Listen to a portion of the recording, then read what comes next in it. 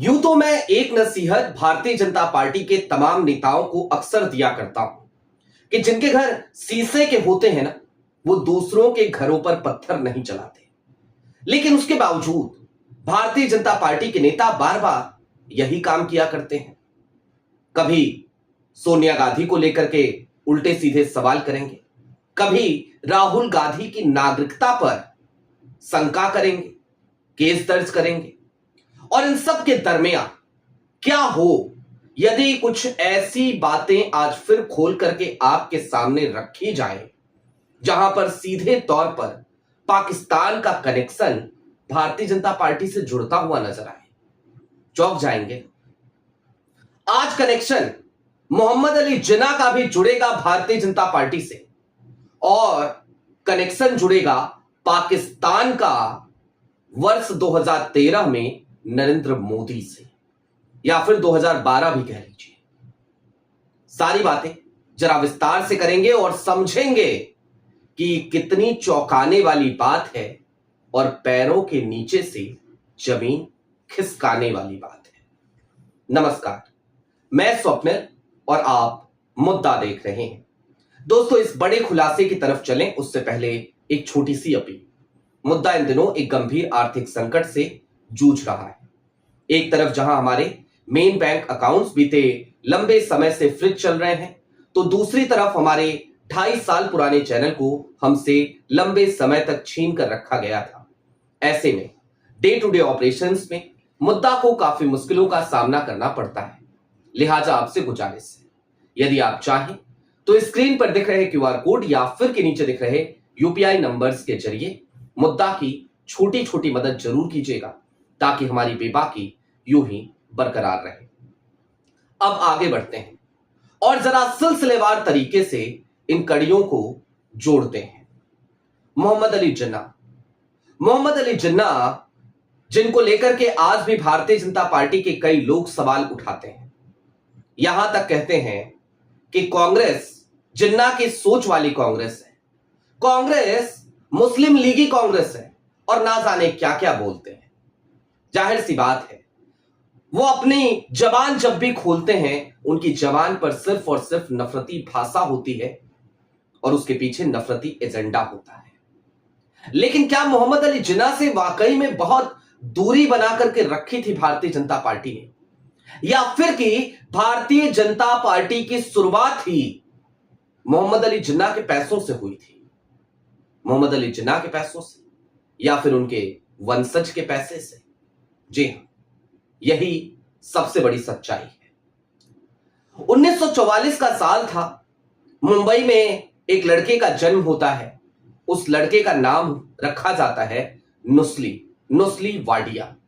ये नुस्ली वाडिया कोई और नहीं बल्कि मोहम्मद अली जिन्ना की बेटी डीना वाडिया, या फिर कि डीना जिन्ना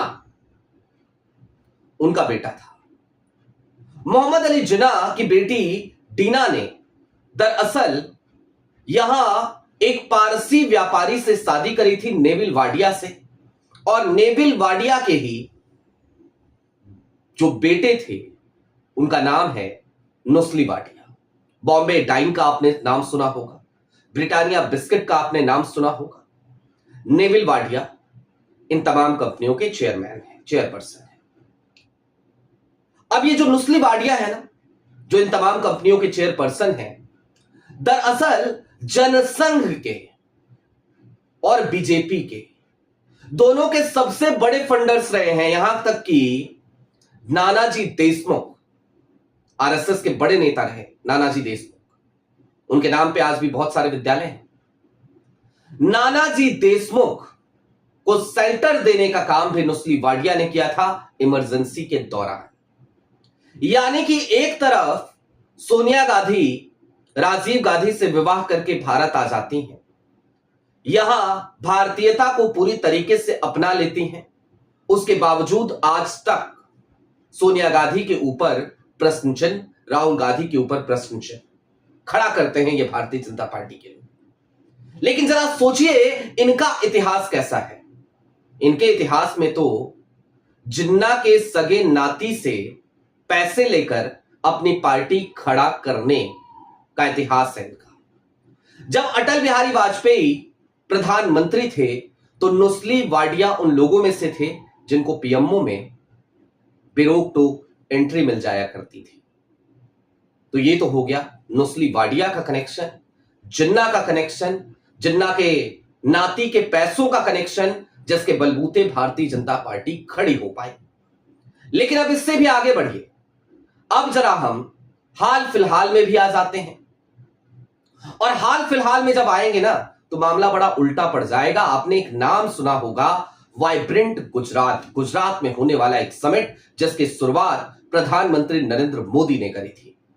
वाइब्रेंट गुजरात ही वो ब्रांड था जिसके तहत गुजरात मॉडल दिखाते हुए सत्ता के शीर्ष पर आकर बैठे प्रधानमंत्री नरेंद्र मोदी गुजरात के मुख्यमंत्री पद से। लेकिन इस वाइब्रेंट गुजरात में एक पार्टनर था। इस पार्टनर का नाम है सीडीकेएन और इस पार्टनर के रीजनल डायरेक्टर जानते हैं कौन है? उनका नाम है अली तौकीर रजा।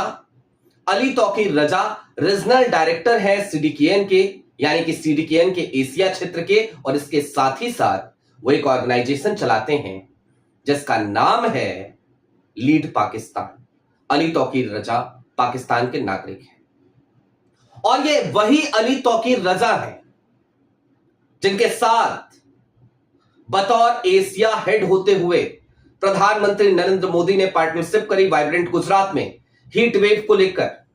ये वही अली तौकीर रजा हैं जिनके ऊपर शाह और मोदी जी के लाडले सीएम हिमंता बिस्वा शर्मा ये कहते हुए वार करते हैं कि इनका बड़ा अच्छा संबंध तो गौरव गोगोई से है।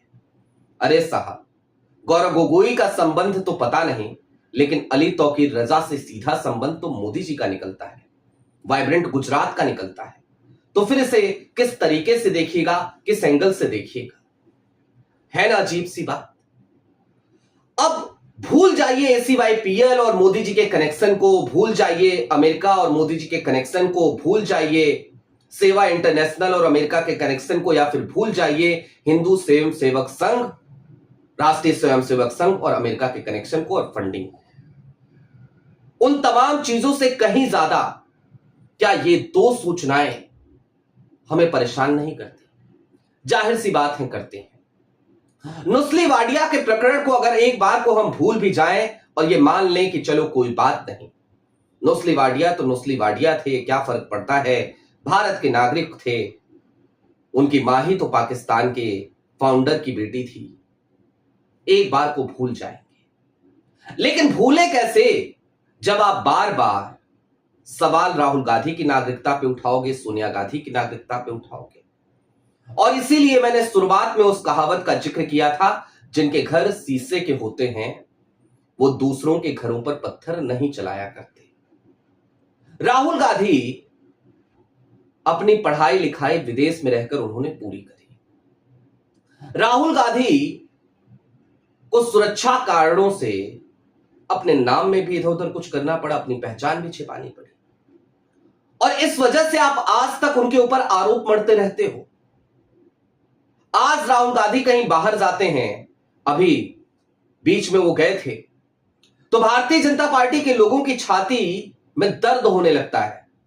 वो पेट में दर्द वाली कहावत भूल जाइए, छाती में दर्द होता है और ये छाती पीटते हैं। अब पता नहीं इनकी छाती 56 इंच की है कि कितने की है, जितने की भी हो, लेकिन तमाम भारतीय जनता पार्टी के लोग अपनी छाती पीटते हैं, पीट रहे थे इस बार भी, और कह रहे थे राहुल गांधी कहां गए बताओ। अमित मालवीय ने तो लंबा चौड़ा ट्वीट किया। राहुल गांधी इस देश के एलओपी हैं, लीडर ऑफ अपोजिशन है। सिर्फ लीडर ऑफ अपोजिशन है ऐसा भी नहीं है, इस देश के एक बड़े चेहरे हैं। इसके अलावा वो भारतीय सांसद तो हैं ही, एलओपी हैं तो जाहिर सी बात है उनके पास डिप्लोमेटिक पासपोर्ट भी है। और राहुल गांधी बतौर सांसद अगर इस देश से बाहर कहीं भी जाएंगे तो वो संसद के सेक्रेटरिएट में उसकी तमाम सूचनाएं दे करके जाते हैं। ये प्रोविजन है। तो जब ऐसा प्रोविजन है, जब आपके पास सारी जानकारी रहती है कि राहुल कहां जा रहे हैं, क्यों जा रहे हैं, तो फिर भला बार बार राहुल गांधी को बदनाम करने के लिए इस तरीके की मनगढ़ंत कहानियां क्यों बनाई जाती हैं? जबकि अगर भारतीय जनता पार्टी के लोग अपने गिरबान में देखें और आज ये जो 2 खुलासे मैंने किए इतिहास के झरोखे से, इस पर भी नजर डाल लें तो शायद वो इस बात को भली भांति तौर पर समझ जाएंगे